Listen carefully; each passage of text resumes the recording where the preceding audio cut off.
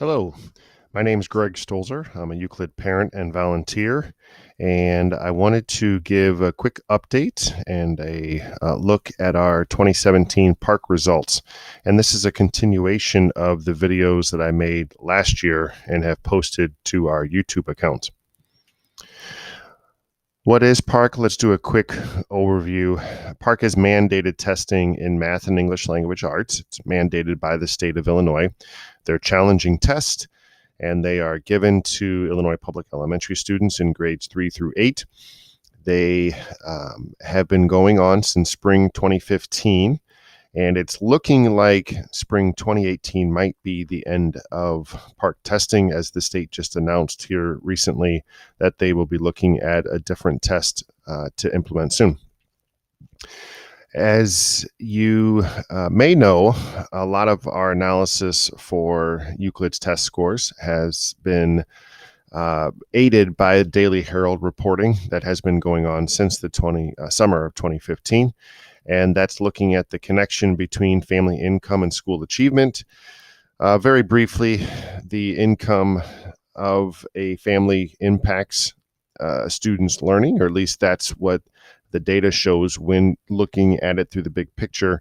The Daily Herald divided all Illinois schools into 10 different groups or tiers based on the percentage of students receiving free or reduced meals in schools. And the free reduced meals program is a government program that's meant to make sure that all kids have food in their stomachs and are ready to learn when they come to school. But for our purposes, it's the index score that the Daily Herald created allows us insight into a school's performance. Here is the graphic that the Herald publishes, and it shows in the different income levels of how income impacts student performance on the test. And last year's videos will dive much deeper into this data, but essentially as the income of the students that a school serves decreases and their needs increase. So as income goes down, average scores go down. And in the Daily Herald's analysis, they look at 3 different levels of PARCC. There are 5 different levels of PARCC performance, and levels 3, 4, and 5 are used to calculate a school's index score.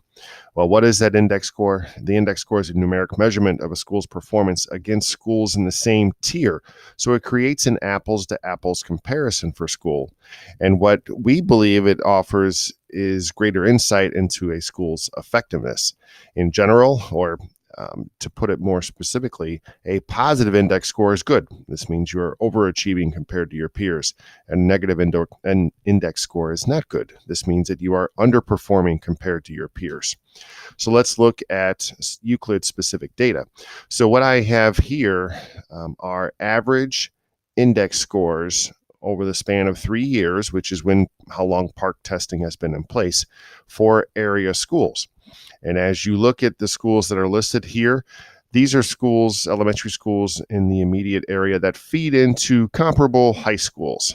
So you have Glenbrook South and Hersey noted here. BG is Buffalo Grove. Prospect High School and Maine South High School and one school that feeds into Rolling Meadows High School.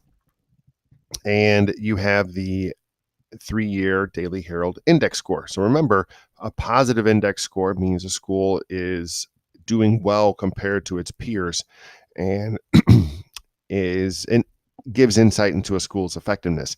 And you can see Euclid is at the top of that list for 3-year averages. And 2 out of the 3 years of the Daily Herald, we have had the top index score in the area. Last year, we were number 3 out of these lists of schools. But for the 3-year average, we are at the top of the list. And if you've seen some of my other videos, you've also seen me reference that part of the analysis that I did was look at over 325 schools in the Chicago suburban area. And these are schools that generally feed into competitive high schools that do well on certain data measures for performance. And where does Euclid compare to those? And so here I have the listing of the schools, the area districts, the average. This is the 3-year average for students that do not receive free or reduced meals. So by looking at that group of students, I am feeling like I'm better able to control for family income and allow for a more apples to apples comparison between schools. So you can see Euclid's 3-year average for students that do not receive free or reduced income is 63% of those students met or exceeded state standards. So just about at the 70th percentile for those 325 schools. So essentially, we score at or above 70% of schools in the Chicago suburban group that I looked at here. And this is the top score of Mount Prospect School. So here's Lions Park in 57. And you can also see, here's our sister school here in 26, Indian Grove. Fairview is on there as well. And then, Euclid's doing very well there. And we like to say that Euclid is proudly diverse and stronger because of that diversity. And here are our current numbers for this year. 482 students. We are one of only a handful of schools really in the north suburban area, certainly in Cook County, north suburban Cook County, that there is not a majority group of students in our school. So very few schools have that. And here's our demographic breakdown for this current school year. So we like to say Euclid is probably diverse and stronger because of it. Well, the stronger because of it comes from the fact that Euclid's been diverse for a long, long time. And so we are accustomed to working with students with diverse backgrounds, whether they are English language learners or learners who have special needs or learners who are gifted. Euclid is great at reducing barriers in instruction, providing flexibility for learning so that all students can achieve. And this is what we refer to as the Euclid effect, where a rising tide lifts all boats. So why does Euclid do so well? We've talked about this last year as well. We have a lot of great resources and a lot of passionate, well-informed instructors, teachers that are connecting with our kids. And we have families and students that are dedicated to the learning process.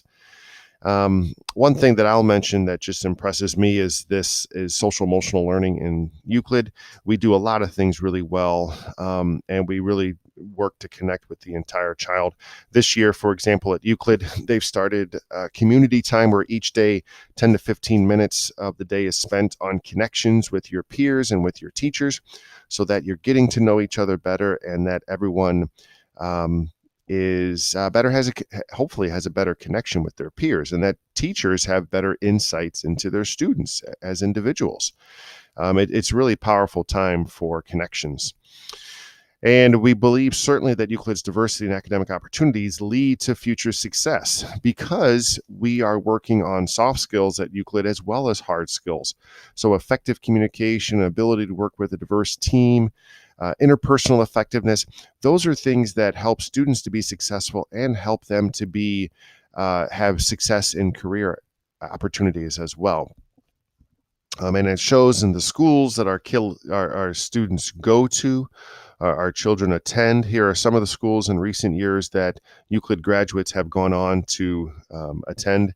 And one last bit of data that I'll share, I just gathered this comparison this year of post-secondary plans for students in the class of 2017 from Hersey High School.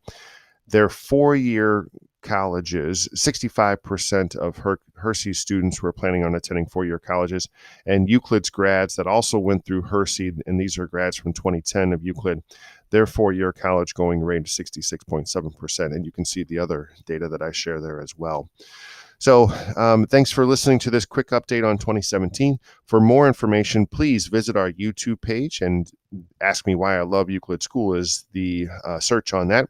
And certainly feel free to send me an email as well if you have questions. Thanks for listening.